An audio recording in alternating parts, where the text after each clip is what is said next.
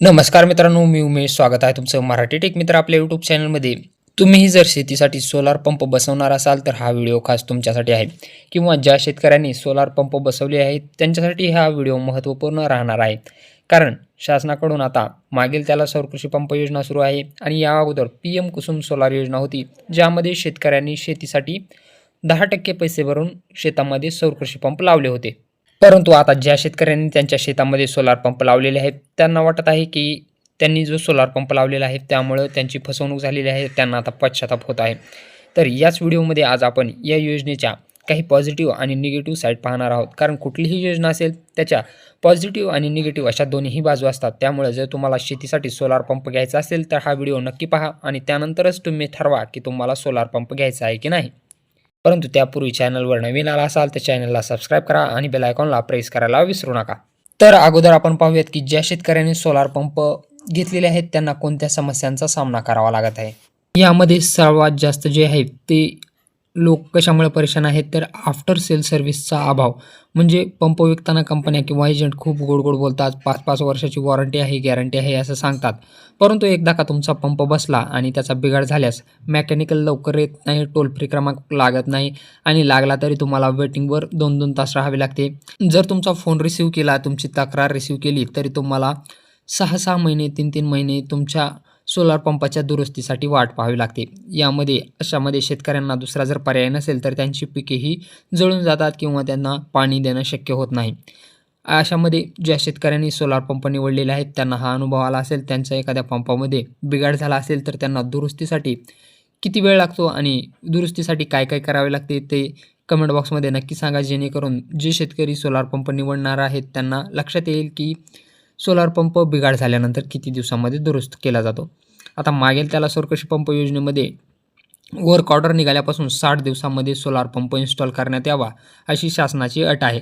परंतु आता असे खूप सारे शेतकरी आहेत ज्यांची वर्क ऑर्डर निघून 6 महिने, 7 महिने, 8 महिने झालेले आहेत, परंतु अद्यापही त्यांना सोलार पंप बसवला गेलेला नाही. अशामध्ये शेतकऱ्यांनी आपला लाभार्थ हिस्सा भरून 8-9 महिने झालेले आहेत. हे पैसे शेतकऱ्यांनी उसने घेतलेले आहेत, कोणी बँकेकडून कर्ज घेतलेलं आहे आणि हे पैसे भरलेले आहेत. परंतु एवढं करूनही शेतकऱ्यांना 7-8 महिने झाले तरी पंप बसलेला नाही. शेतकऱ्यांनी आपल्या कष्टाचे पैसे भरलेले आहेत.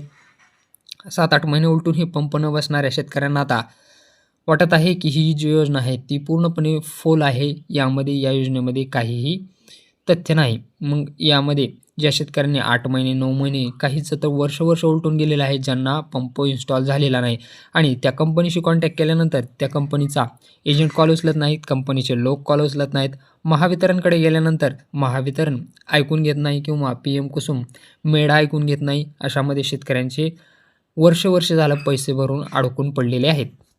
दुसरा एक प्रॉब्लेम जो आहे तो यामध्ये क्षेत्राची जाचक अट आहे. म्हणजे समजा एका शेतकऱ्याकडे 10 एकर क्षेत्र आहे, परंतु ते 10 एकर जे क्षेत्र आहे ते 4 ते 5 गटामध्ये वेगवेगळं विभागलं गेलेलं आहे.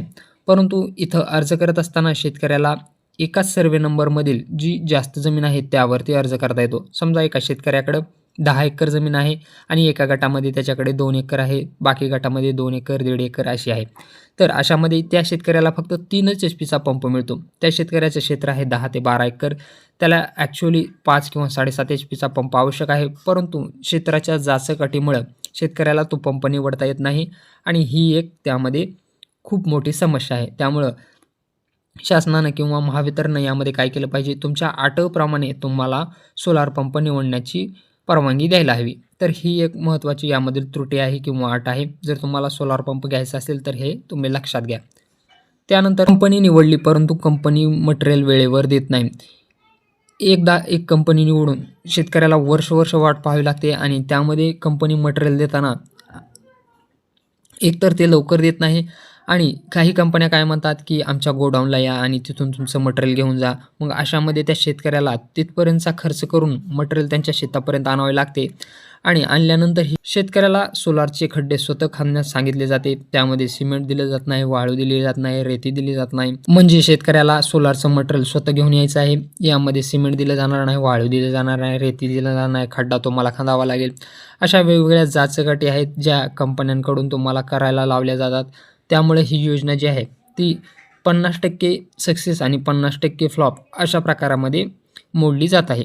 त्यामुळे सोलार पंप पूर्णपणे खराब आहे असे नाही, पण तो घेण्यापूर्वी या सर्व अडचणीचा विचार करणं गरजेचं आहे. जर तुमच्याकडे लाईटची खूपच मोठी अडचण असेल तर सोलारकडे जा, पण सर्व्हिस चांगली देणारी कंपनी निवडा. शेतकरी मित्रांनो, कंपनी निवडताना फक्त जाहिरातीला बळी पडू नका, तर त्या कंपनीची तुमच्या भागात सर्व्हिस कशी आहे हे तपासूनच निर्णय घ्या. आता तुमच्यापैकी किती जणांनी सोलार पंप बसवला आहे आणि त्याबद्दल तुमचा काय अनुभव आहे ते कमेंट बॉक्समध्ये नक्की सांगा. तुम्ही कोणती कंपनी निवडली, तुम्हाला सर्व्हिस कशी दिली जाते, तुमचा पंप कधी इन्स्टॉल केला गेला हे कमेंट बॉक्समध्ये नक्की सांगा, जेणेकरून त्या शेतकऱ्यांना समजेल की कुठली कंपनी चांगली आहे आणि कुठली कंपनी त्यांना निवडायची नाही. त्यामुळे कमेंट बॉक्समध्ये नक्की सांगा की तुम्ही कोणत्या कंपनीचा सोलार निवडलेला आहे, तुम्हाला त्या कंपनीने सर्व्हिस कशी दिली आहे, अद्यापपर्यंत तुमचा पंप इन्स्टॉल झालेला आहे का नाही, त्यांचा कस्टमर केअर नंबरशी कॉन्टॅक्ट होतो का नाही, हे तुम्ही कमेंट्स बॉक्समध्ये नक्की सांगा. व्हिडिओ आवडला असेल तर व्हिडिओला लाईक आणि चॅनलला सबस्क्राईब करायला विसरू नका.